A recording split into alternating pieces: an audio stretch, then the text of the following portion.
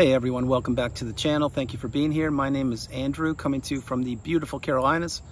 Today's topic is going to be everything isn't always as it appears. Think about that for a minute. Everyone, if you like the content, please like, subscribe, and share. Pay the video forward to somebody who could use the wisdom and the education. So, everything isn't always as it appears. Let's really go back in time when you met the narcissist.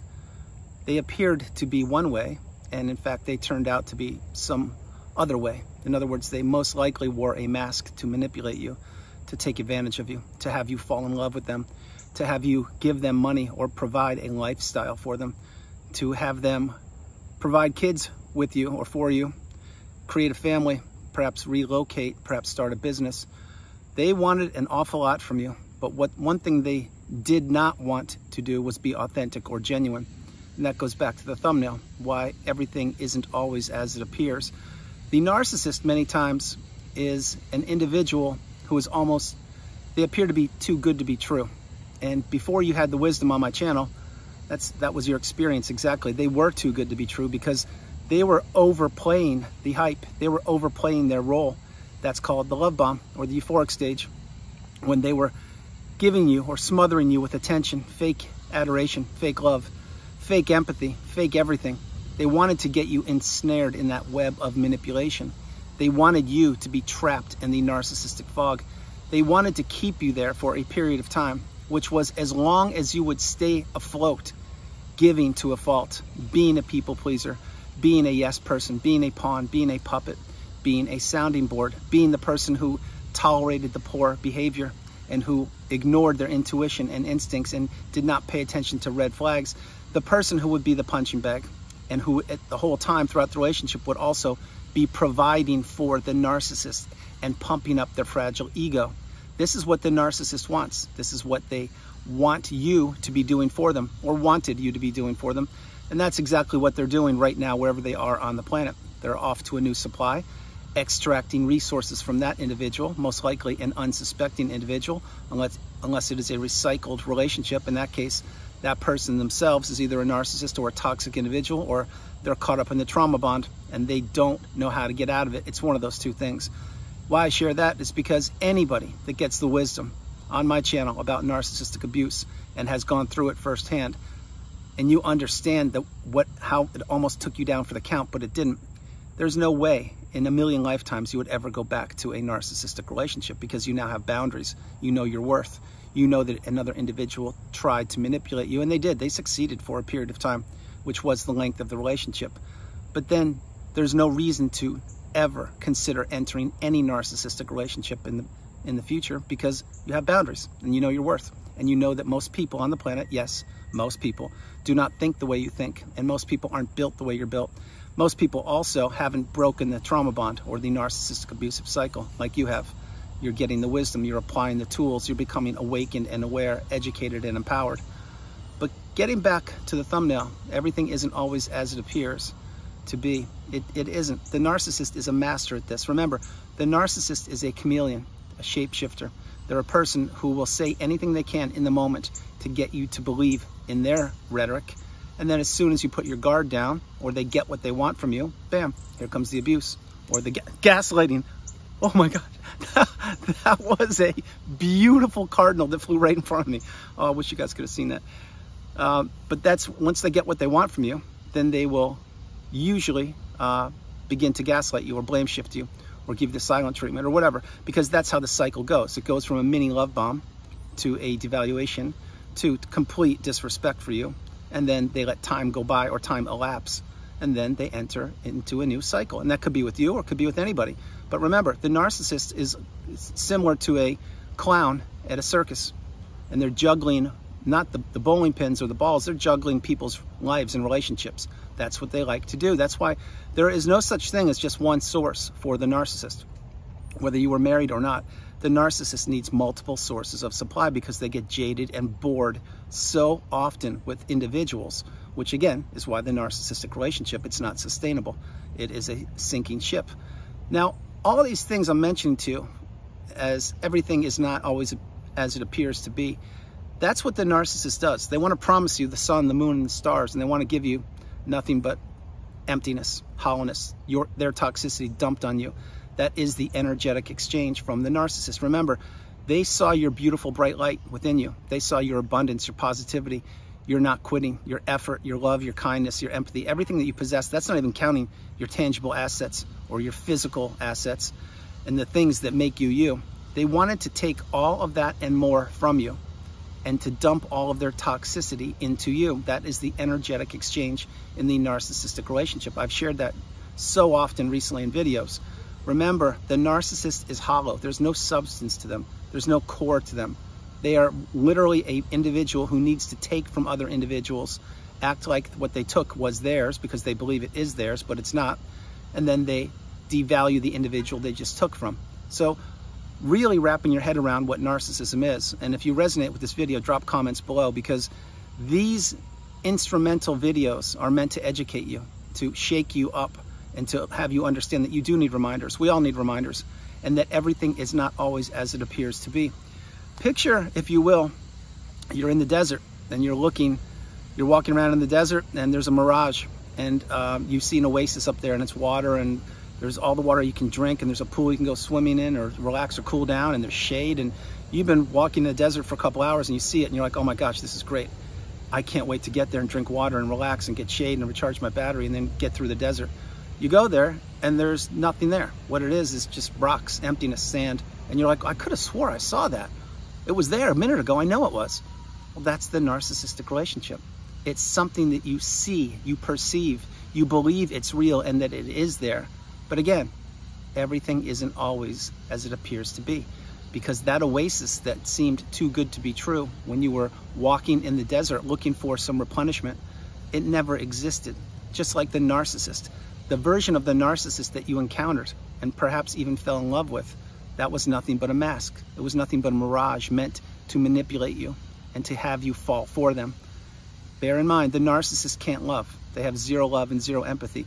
What they do is they mirror back to you what you wanted to see, or what you wanted to do. In other words, perhaps build a family or start a business or relocate or whatever you wanted to do.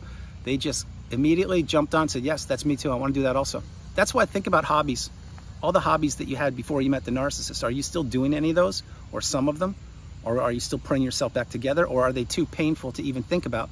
Example, maybe you used to like to go surfing or painting, or you liked music, or you liked to dance, whatever it was, or reading a book. Are you doing those things now? My hope is you are. My hope is you've conquered the narcissistic relationship, or you are well on the healing path, and you're focusing on yourself and you're reclaiming some of your hobbies. But usually when you're in these narcissistic relationships, the narcissist demands so much attention from you that you can't do any of your hobbies. You can't participate in them because they don't want you improving, first of all. But second of all, when you're there, you're thinking about the narcissist and you can't function at a high level. And that's why many times the narcissist will either plant seeds of doubt, telling you, oh, you don't like to go skiing. No, skiing isn't for you. No one does that. Who goes skiing? And why are they doing that? Because they don't want you to go and enjoy yourself and have a good time. They want you to be around them so they can punish you and abuse you and not do what you want to do. So understand what I'm sharing with you. These examples of how everything isn't always as it appears to be. Here are other examples. You've identified now that the narcissist is just that, a narcissist. You've processed that individual and that part of the relationship, or you are processing it as you're consuming this video that I'm creating for you. That's good. What's the next inevitable step that you will be taking? That's right, you will be processing other relationships that you are a part of or were a part of, and you will be playing the 6 steps of separation.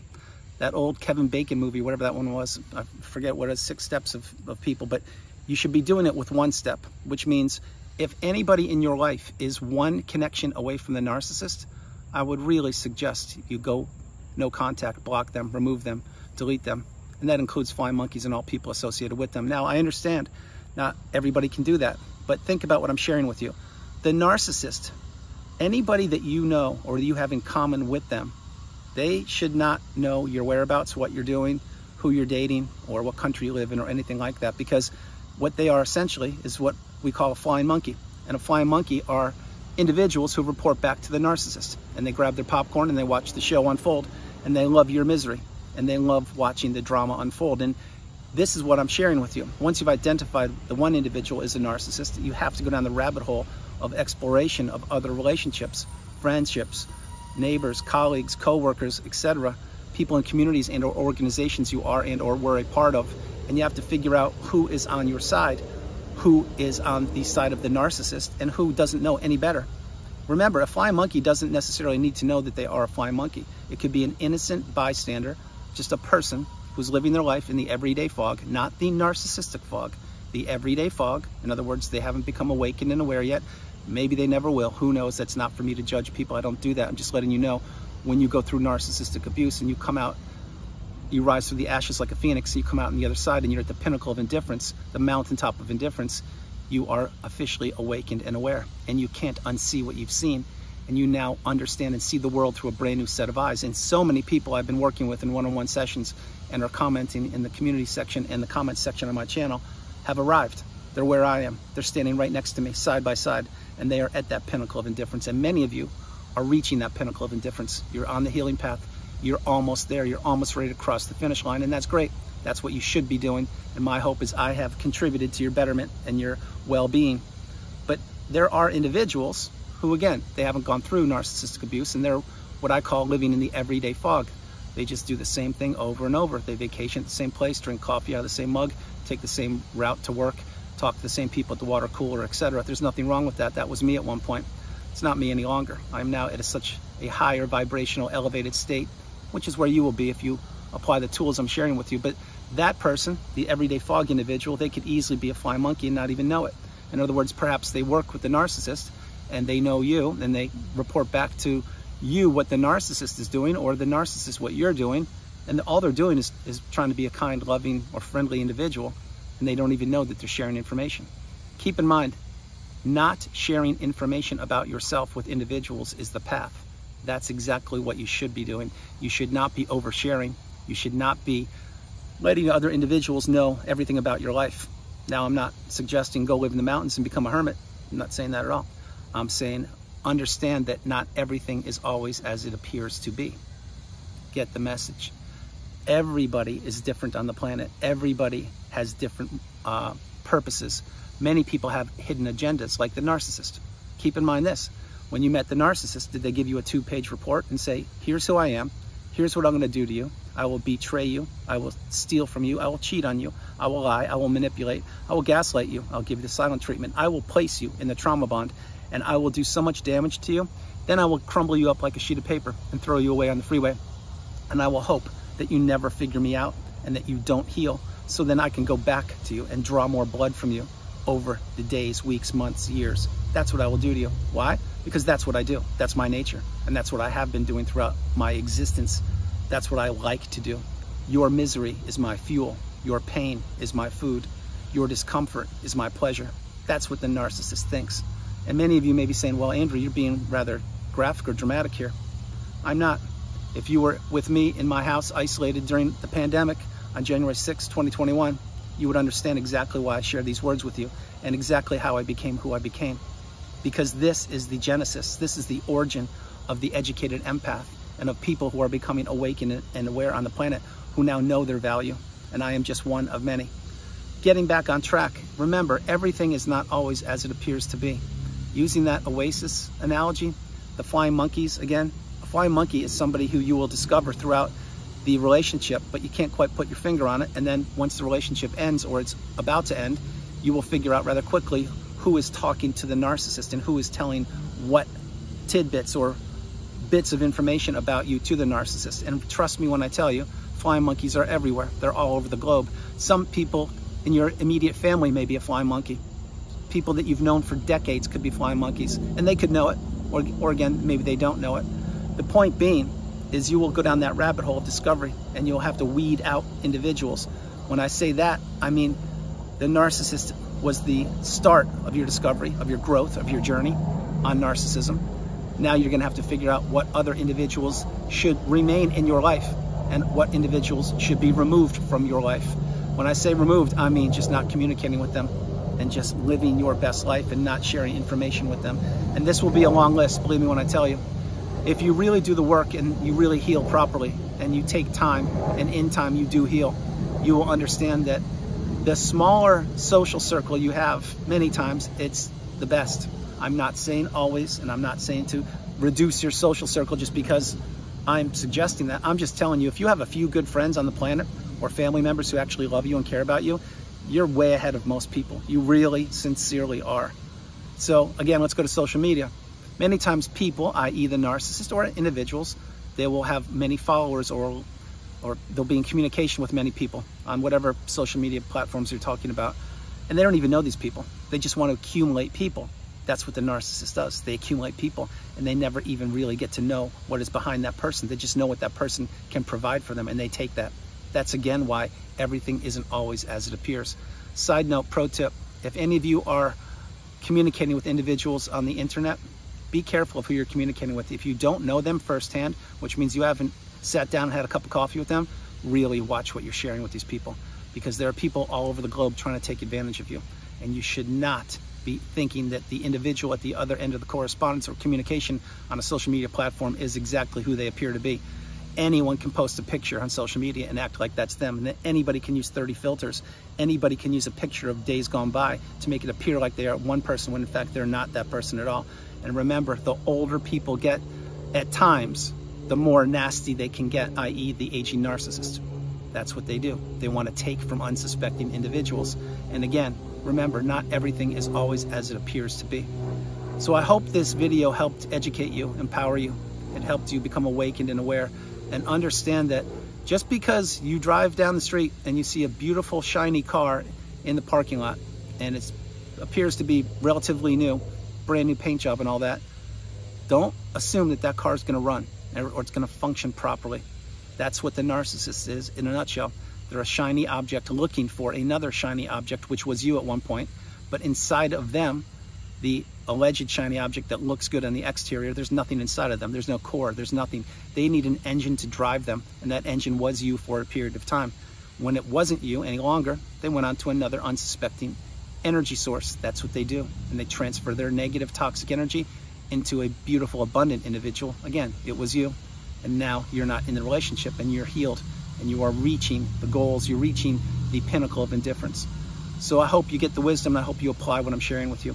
Guys, that's the video. I hope you liked it. I loved doing it from the beautiful Carolinas. This is Andrew. Namaste. Have a great afternoon, evening, or morning. No matter where you are on the planet, you are not alone. Remember that you are not alone. God bless you. I love you all, and I'll talk to you tomorrow. Have a great evening or day. Bye, you guys. And that bird, if you could have seen the cardinal, it flew 3 feet right in front of me. It was gorgeous. It was saying hello. So from the cardinal to you, hello. Love you guys. Bye.